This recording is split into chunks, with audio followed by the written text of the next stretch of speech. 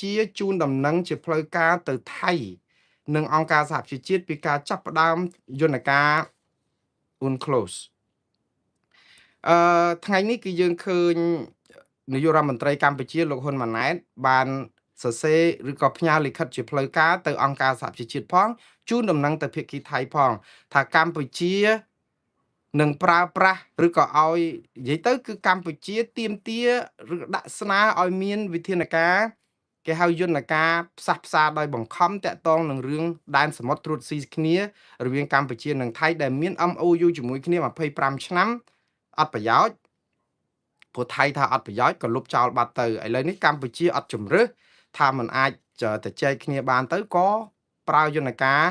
ជូនដំណឹងទៅអង្គការសហប្រជាជាតិនិងប្រទេសថៃឲ្យដឹងថាកម្ពុជាស្នើសុំឲ្យស្ថាប័នអន្តរជាតិរៀបចំបើកយន្តការដើម្បីឲ្យចាប់បង្ខំថៃឲ្យផ្សះផ្សាដើម្បីដោះស្រាយរឿងដែនសមុទ្របងប្អូនអារឿងយន្តការផ្សះផ្សាដោយបង្ខំហ្នឹងវាជាយន្តការដែលយើងធ្វើមកហ្នឹងគឺដូចទៀតទៅគេរៀបចំគណៈកម្មការមួយទៅគឺថៃ2នាក់ខ្មែរ2នាក់មន្ត្រីជំនាញកិច្ចការព្រំដែនហ្នឹងព្រំសមុទ្រអីហ្នឹងហើយទៅមានម្នាក់ជាកដាល5នាក់ហ្នឹងដើម្បីពិភាក្សាដោយសារប្រទេសកម្ពុជានិងថៃលែងត្រូវគ្នាអាចជួបគ្នាក្នុងគូភាគីតទល់បានទេតតរគេហៅថានីតិវិធីផ្សះផ្សាដោយបង្ខំហ្នឹងដើម្បីដោះស្រាយរឿងព្រំដែនទឹកសំណួរសួរទៅវិញថាហេតុអីបានជារឿងព្រំដែនទឹកពេលនេះរឿងអីក៏សំខាន់ខ្លាំងមកម្ល៉េះនៅពេលដែលអា MOU នោះវាទៅរំលឹបចោលអត់ទាន់ណាធ្វើអីបានទេព្រំដែនទឹកនោះអត់ទាន់ណាធ្វើអីបានទេព្រោះអីវានៅប្រទាំងប្រទិសគ្នា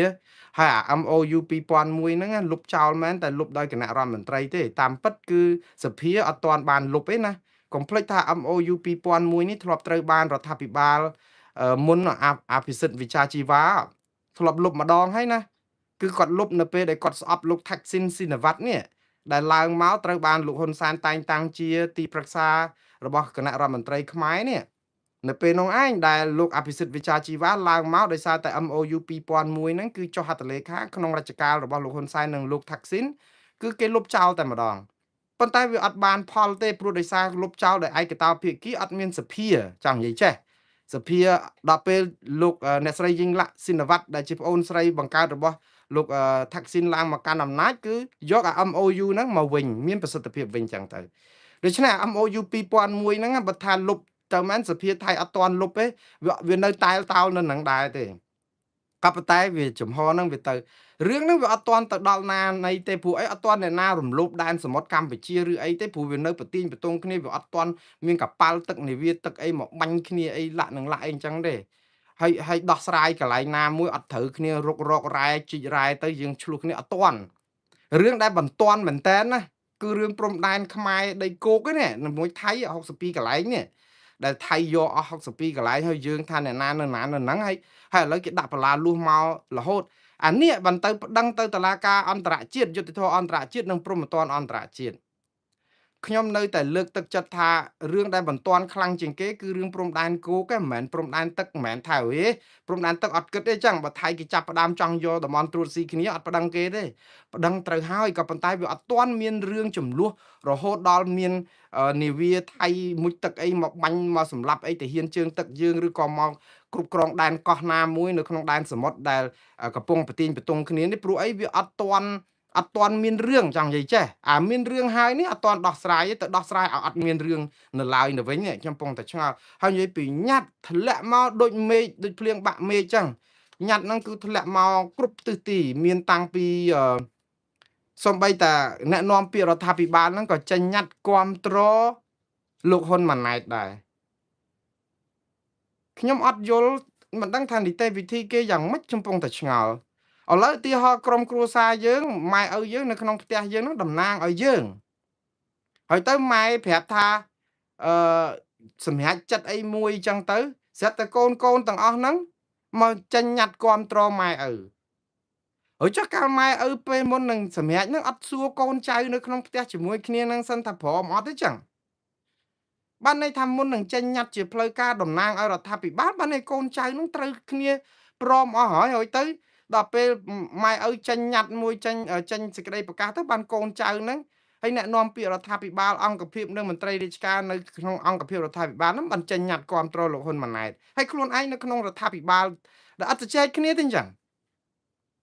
ហោះឥឡូវចេញមកក្រសួងយុតិធធចេញមកគណៈកម្មការកិច្ចការព្រំដែនអីហ្នឹងមកគឺថាហូហែតាមគ្នាអញ្ចឹងទាំងអស់ទៅចេញញត្តិគាំទ្រ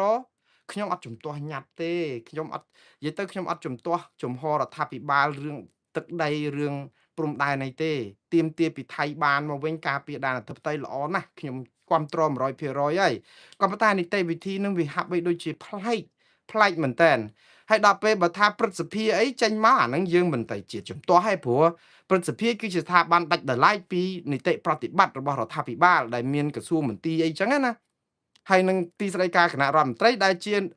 សេនាធិការរបស់រដ្ឋាភិបាលទៀតហើយមុននឹងសម្រាប់អីចឹងលោកហ៊ុនម៉ាណែតសរសេរឆ្កុយទៅម្នាក់ឯងសិនណាហើយទៅបានក្រសួងមន្ទីរអីហ្នឹងហាយហោមចេញញត្តិវាធ្វើឲ្យឃើញអំពីភាពថាការងារយើងដូចជាអត់មានប្រព័ន្ធដឹកនាំឲ្យត្រឹមត្រូវមួយថាចេញញត្តិមួយតំណាងឲ្យរដ្ឋាភិបាលគឺតំណាងឲ្យរដ្ឋាភិបាលចាំបាច់ចេញញត្តិការពារគ្រប់គ្រងរដ្ឋាភិបាលមិនទៀតបើយើងជាក្រសួងមន្ទីរ20 30ហ្នឹងជាបោះសេនាធិការរបស់រដ្ឋាភិបាលហើយហ្នឹងអញ្ចឹងបានន័យថារដ្ឋាភិបាលពីមុនមកអត់ដែលពិគ្រោះជាមួយយើងទេតោះចេញសារឲ្យបានយើងចេញញត្តិគ្រប់គ្រងនេះគឺជាសារនយោបាយដ៏គួរឲ្យចម្លែកមែនតើស្រុកយើងនេះហើយទៅបើថាទាហានចេញមកឃើញហើយឥឡូវកងទ័ពជើងទឹកកងទ័ពក្រសួងការពារជាតិចេញញត្តិមកគាំទ្រខ្ញុំអត់ប្លែកទេក្រសួងការពារជាតិចេញញត្តិមកគាំទ្រនិងស្ថាប័នប្រសិទ្ធភាពចេញញត្តិមកគាំទ្រវាព្រោះអីទាហានយើងវាត្រូវឯករាជ្យសភាយើងឯករាជ្យចេញញត្តិគាំទ្រវារៀងដូចអត់ប្លែកតិចទេព្រោះអីរដ្ឋាភិបាលចេញហើយចឹងគាំទ្រទៅឲ្យមានស្ថាប័នផ្សេងអាហ្នឹងស្ដាប់ទៅដូចជាវាសមប្រកបតែដល់ពេលក្រសួងមន្ទីរខ្លួនឯងហើយនឹងអ្នកនាំពាក្យរដ្ឋាភិបាលចេញញត្តិគាំទ្រ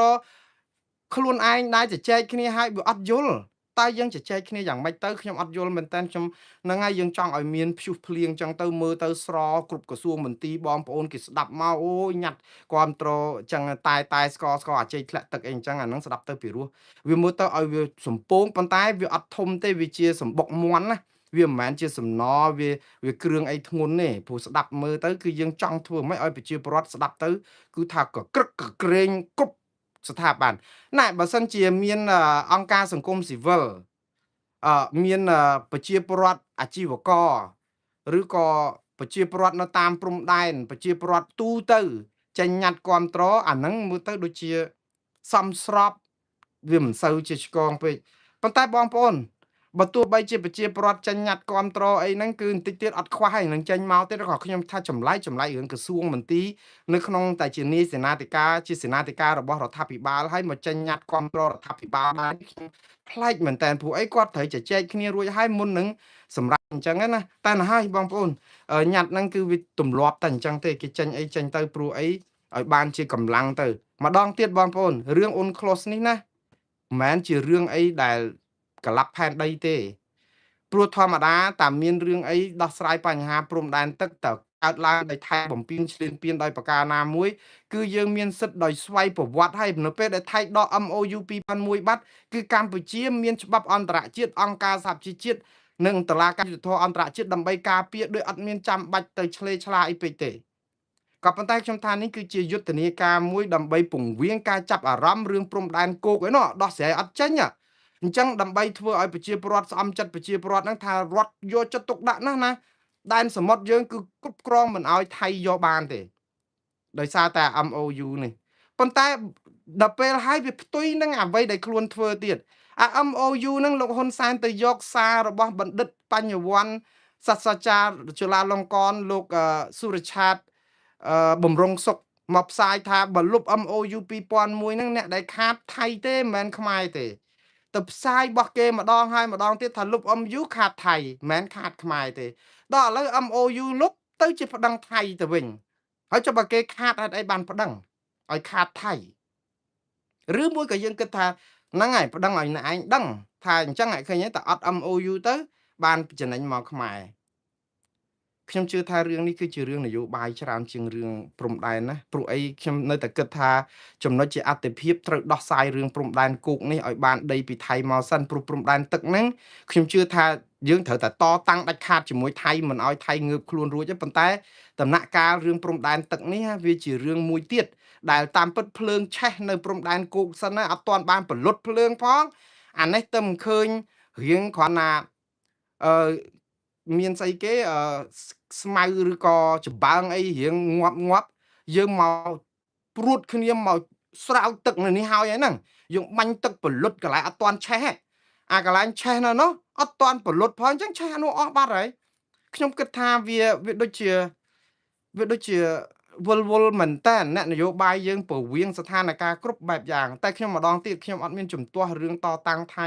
តាក់ទងនឹងការពារដែនសមុទ្រយើងទេខ្ញុំនៅតែគាំទ្រ 100% មិនអោយបាត់ដីសមុទ្រយើងសូម្បីតែ1មីលីម៉ែត្រទៅថៃទេហើយខ្ញុំនឹងថ្កោលទោសថៃគ្រប់បែបយ៉ាងបើសិនជាថៃបំពានឈ្លានពានដែនសមុទ្ររបស់យើងប៉ុន្តែម៉ោងនេះថៃអត់ទាន់អាចនឹងធ្វើអីបាននៅដែនសមុទ្រហ្នឹងទេព្រោះអីវានៅតែមាន MOU គ្រាន់តែលុបចោលតាប៉ុន្តែតើលុបចោលហ្នឹងរដ្ឋាភិបាលត្រូវប្រាប់ប្រជាពលរដ្ឋទៀតថាពេលដែលលុបចោលភ្លាមតំបន់ណាត្រួតស៊ីគ្នាឥឡូវហ្នឹងខ្លាយទៅជារបស់ថៃដែលកាលពីមុនការគ្រប់គ្រងរបស់ខ្មែរយើងត្រូវបញ្យលដាក់មកនិយមការអីតែដាក់ទៅសង្ឃឹមភ្លើងជាឯព្រោះដីយើងបាត់អស់62កន្លែងអត់ដឹងនៅកន្លែងណាហងមកដល់មកហ្នឹងនៅតែវល់ពេញទឹកពេញដីចឹងអញ្ចឹងលោកអនុទិនច័ន្ទវរៈគុលថ្ងៃនេះគាត់និយាយចេះគាត់ថាគាត់អត់មានឈឺក្បាលហាលថ្ងៃនឹងកម្ពុជាប្តឹងទៅយន្តការអង្គការសហជីវជាតិទេព្រោះតែគាត់ថាចឹងថ្ងៃនេះគាត់ឮគេនិយាយដែរប៉ុន្តែអត់ទាន់បានទទួលលិខិតដែលជូនដំណឹងរបស់លោកហ៊ុនម៉ាណែតទៅភាគីថៃជាផ្លូវការនៅឡើយទេ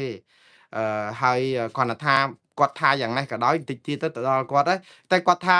ទោះជាផ្លូវការមិនផ្លូវការអីក៏ដោយថៃអត់លេងលបែងកម្ពុជាទេអានេះអ្វីដែលអនុទិនច័ន្ទវរៈគុលនិយាយលោកអនុទិនច័ន្ទវរៈគុលថាអត់លេងលបែងកម្ពុជាហ្នឹងគាត់និយាយថា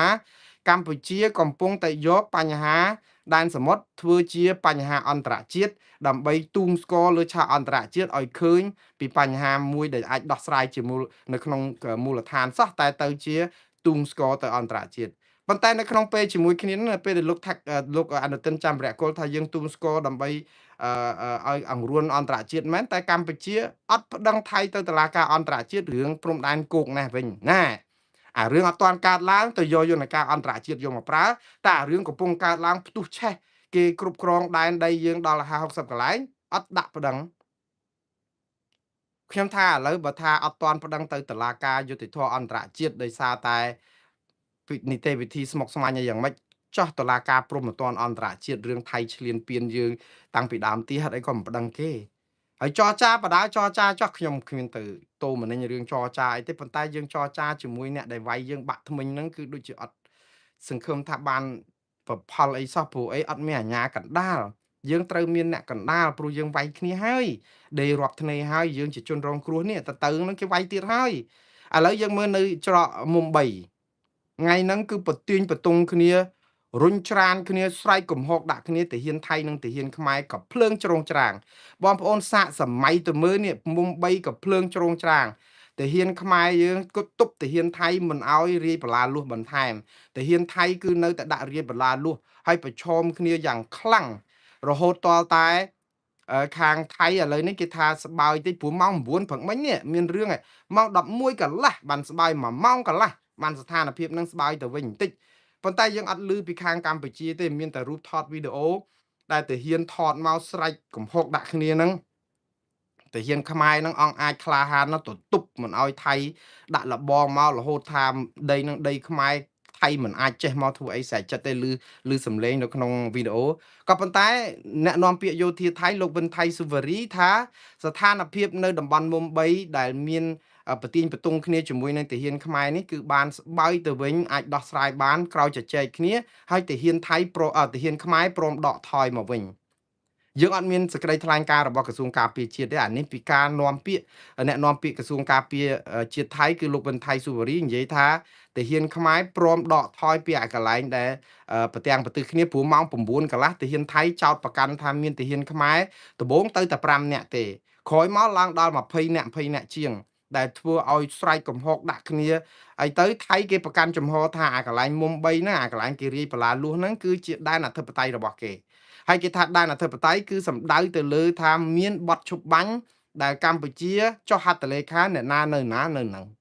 ក៏ប៉ុន្តែទាហានកម្ពុជាច្បាស់ដែរថាអត់មានអ្នកណាកន្លែងហ្នឹងអត់មានរបស់ថៃទេប៉ុន្តែឥឡូវម្ដងទៀតថៃទេគេអះអាងថាទាហានខ្មែរព្រមដកថយពីកន្លែងប្រទីនបន្ទង់គ្នាហ្នឹងដើម្បីកុំឲ្យ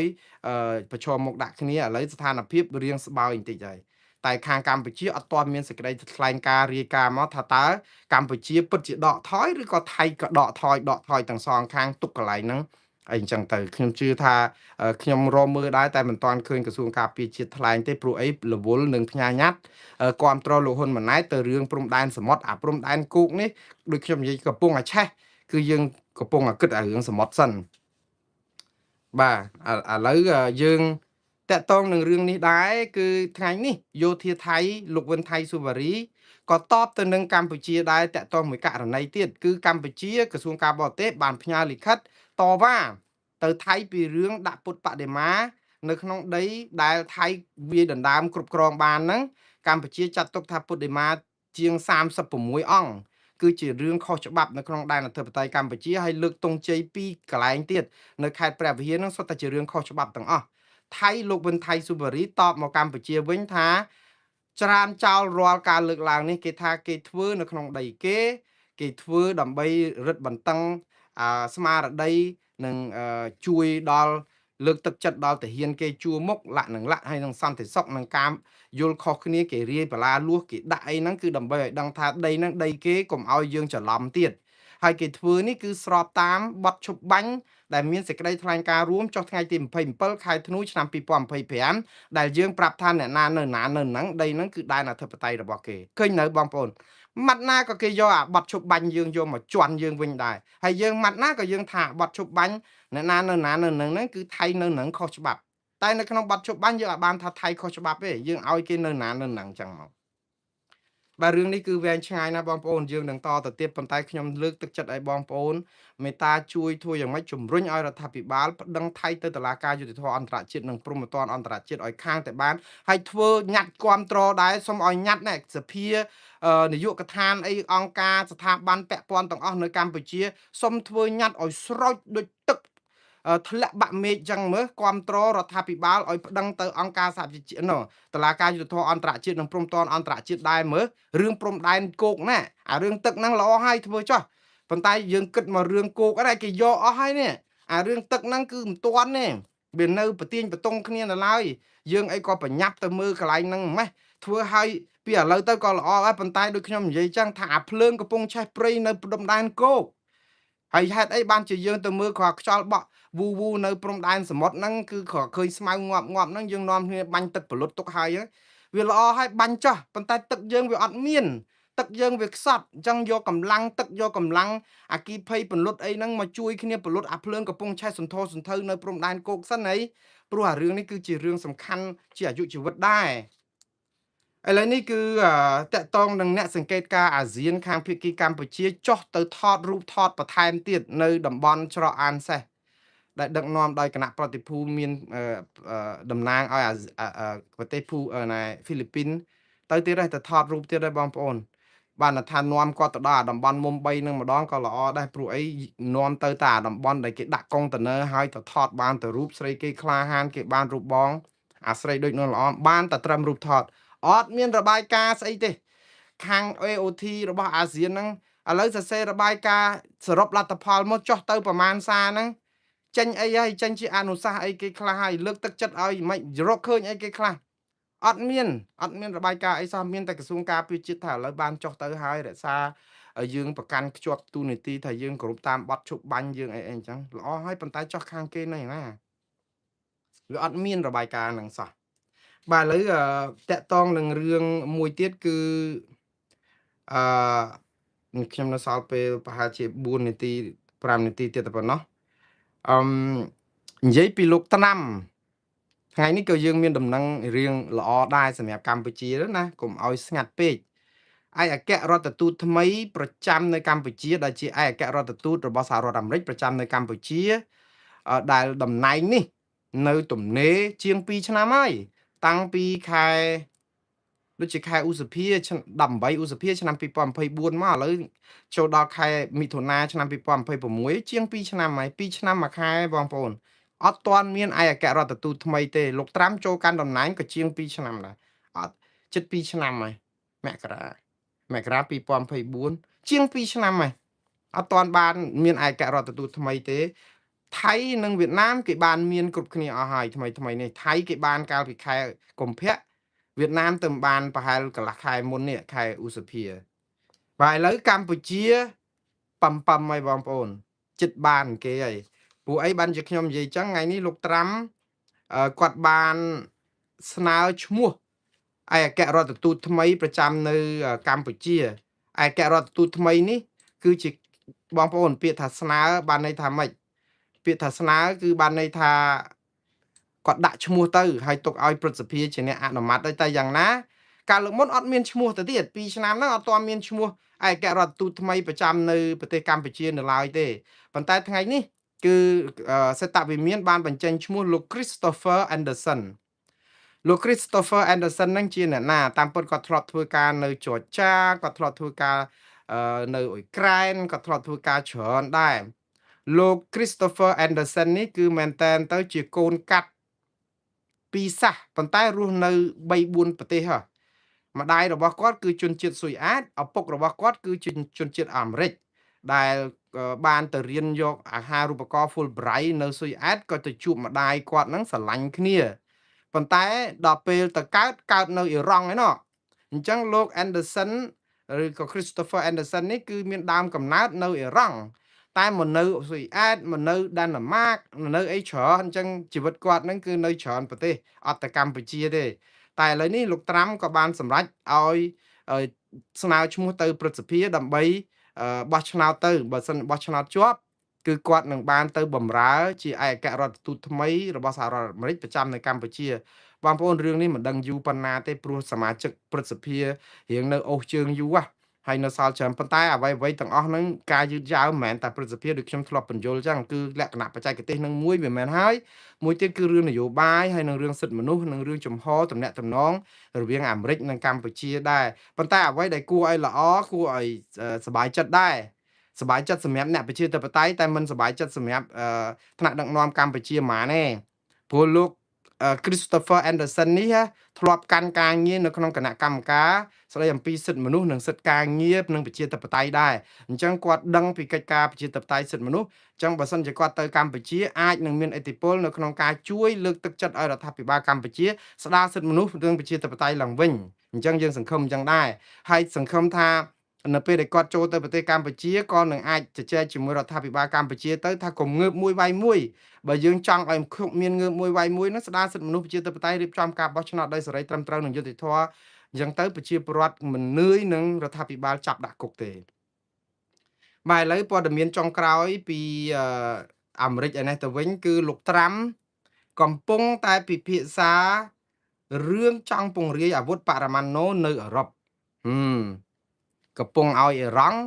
លុបបំបត្តិអបមាណូហ្នឹងអ៊ីរ៉ង់វល់ចុះឡើងសាក់ស្ទើចុះឡើងបាញ់គ្នាប្រាវមានបាត់ឈប់បាញ់ឥឡូវបាញ់គ្នាទៀតតែមិនធំទេក៏បាញ់កំតិចប្រព័ន្ធកំជ្រួចមីស៊ីលរបស់អ៊ីរ៉ង់និងអានីវីឬក៏អ៊ុបបតូចដែលយកមកបរិយាយមីននៅច្រកហមូសអីចឹងទៅដូចថាបង្អើលអ៊ីរ៉ង់ធម្មតាយុទ្ធសាស្ត្ររបស់អាមេរិកចរចាបដាវាយបដាព្រោះស្ងាត់ពេកអ៊ីរ៉ង់ដូចស្រួលពេកចឹងគម្រាមខ្លះទៅបាញ់ខ្លះទៅធ្វើឲ្យគ្នានោះបាក់ស្បាតចឹងទៅរលុះតាមអតិពលក្នុងការចរចាចឹងវាគ្មានយុទ្ធធរអីទេបងប្អូនប៉ុន្តែណាហើយរឿងនយោបាយតែអញ្ចឹងឯងបងប្អូនគេវាយបដាគេចរចាបដាតែអញ្ចឹងគ្រាន់តែថាចរចាបដាវាយបដាដូចខ្មែរនិងថៃគឺយើងចាញ់ថៃដោយសារតែយើងខ្សោយជាងគេបាទអាមេរិកវាយបដាចរចាបដាមួយអ៊ីរ៉ង់មានតែទ្រាំខ្លួនវាមានតែប៉ុណ្្នឹងឯងអញ្ចឹងភាគីជនរងគ្រោះគឺអ៊ីរ៉ង់ខ្មែរយើងវាយមួយថៃចរចាបដាភាគីជនរងគ្រោះគឺខ្មែរវាអកុសលអញ្ចឹងព្រោះយើងវាទៅមិនដល់គេណាប៉ុន្តែឥឡូវនេះដល់ពេលដែលចង់ឲ្យអ៊ីរ៉ង់ឈប់ផលិតអាវុធបរមាណូឈប់ស្តុកទុកគ្រឿងដែលអាចយកទៅផលិតអាវុធបរមាណូបានលោកត្រាំកំពុងតែពិភាក្សាពង្រាយអាវុធបរមាណូនៅតាមប្រទេសដែលជាអង្គការអាត្លង់តិកខាងជើងគណៈកម្មការស្អី NATO របស់គាត់ហ្នឹងយកទៅដាក់នៅប្រទេសផ្សេងទៀតដែលអត់ទាន់មានអាវុធបរមាណូមានន័យថាម៉េចបងប្អូន មានន័យថាអាមេរិកកំពុងតែគ្រប់គ្រងពិភពលោកដើម្បីឲ្យនៅតំបន់ណាក៏ដោយបើមានការអីតិចអ្នកណាចង់មកបំផ្លាញអាមេរិកដោយគ្រាប់បរមាណូអីមកអត់ទាន់ដល់ផងអាគ្រាប់បរមាណូអាមេរិកដាក់នៅអឺរ៉ុបដាក់នៅអីហ្នឹងគឺកំទេចអ្នកទាំងអស់នោះខ្ទេចខ្ទីអស់ដូច្នេះគឺអាមេរិកគឺគ្មាននរណាប៉ះពាល់បានហើយកាន់តែខ្លាំងទៅកាន់តែរឹងមាំទៅដែរប៉ុន្តែបើយើងនិយាយអំពីបងធំគឺយើង bully គេគឺយើងនិយាយយើងដាក់អាវុធបរមាណូទៅបានតែអ៊ីរ៉ង់ដាក់អត់បាន ឃើញទេអាមេរិកដាក់បានអ៊ីរ៉ង់ដាក់អត់បានប៉ុន្តែបងប្អូនកុំឆ្ងល់កាភ្លើងណាបើឲ្យប៉ូលីសកាន់ណាយើងទុកចិត្តដែរថាយកការពារយើងតែបើឲ្យចោលកាន់ងាប់ហើយយើងដឹងអភ័យហើយគេយកមកបាញ់សម្លាប់យើងហើយដូចគ្នាអញ្ចឹងកាភ្លើងបរមាណូអាវុធបរមាណូបើឲ្យអ៊ីរ៉ង់កាន់គឺដូចឲ្យទៅដៃចោលដែរចង់និយាយអញ្ចឹងណាក្នុងន័យអញ្ចឹងណាបើឲ្យមកខាងអាមេរិកកាន់ឬទុកដាក់ឬក៏អីអញ្ចឹងទៅយ៉ាងហោចណាស់ក៏មានសិលធម៌ខ្លះមិនមែនចេះតែបាញ់ព្រាវស្រេចចិត្តដែរគ្រូមានកៈជាក់ស្ដែងអីចឹងទៅរឿងនឹងវាអញ្ចឹងទេបងប្អូនមិនមែនថាហេអាមេរិកធ្វើសុទ្ធតែត្រូវអ៊ីរ៉ង់ធ្វើសុទ្ធតែខុសតែអ៊ីរ៉ង់ហ្នឹងចរិតយើងវាអន់ដែរយើងរៀបចំប្រទេសផ្ដាច់ការរំលោភសិទ្ធិមនុស្សបំផ្លាញប្រជាធិបតេយ្យដល់ពេលអញ្ចឹងពិភពលោកក៏អត់សូវគ្រប់គ្រងអ៊ីរ៉ង់បន់ឲ្យទៅអស់បរិមាណណូពួកគេភ័យដែរហ្នឹងអឺរ៉ុបក៏គេភ័យខ្លាចបរិមាណណូអ៊ីរ៉ង់បាញ់ទៅដល់គេឧទាហរណ៍មានការអីដាក់តែមកគ្រាប់មកអត់លាយអស់ហើយពមេដឹកនាំនឹងសិតអ្នកខ្លះសិតទុក្ខរកិរិយាធ្វើអត្តឃាតខ្លួនឯងអញ្ចឹងខ្លួនឯងស្លាប់ទៅតែម្នាក់ឯងចង់ប្រឡែងមកគ្រាប់មកគ្នានេះស្លាប់អស់រាប់លានអ្នកទៅធ្វើម៉េចដូច្នេះអាហ្នឹងគឺជាការការពារសុវត្ថិភាពកុំឲ្យអាវុធបលាយលោកបែបនេះធ្លាក់ដល់ដៃអក្រិតជនឬក្រុមមេដឹកនាំផ្ដាច់ការដែរបាទខ្ញុំសូមស្លេះការផ្សាយរបស់ខ្ញុំត្រឹមប៉ុណ្ណេះសិនចុះបងប្អូនហើយសូមរាត្រីសួស្តីបងប្អូននៅប្រទេសកម្ពុជាអរុនសួស្តីបងប្អូននៅសហរដ្ឋអាមេរិកយើងនឹងជួបគ្នាទៀតនៅថ្ងៃយប់ថ្ងៃស្អែកគឺយប់ថ្ងៃពុធតាមពេលវេលានិងម៉ោងដដែលបាទសូមជម្រាបលាត្រឹមប៉ុណ្ណេះ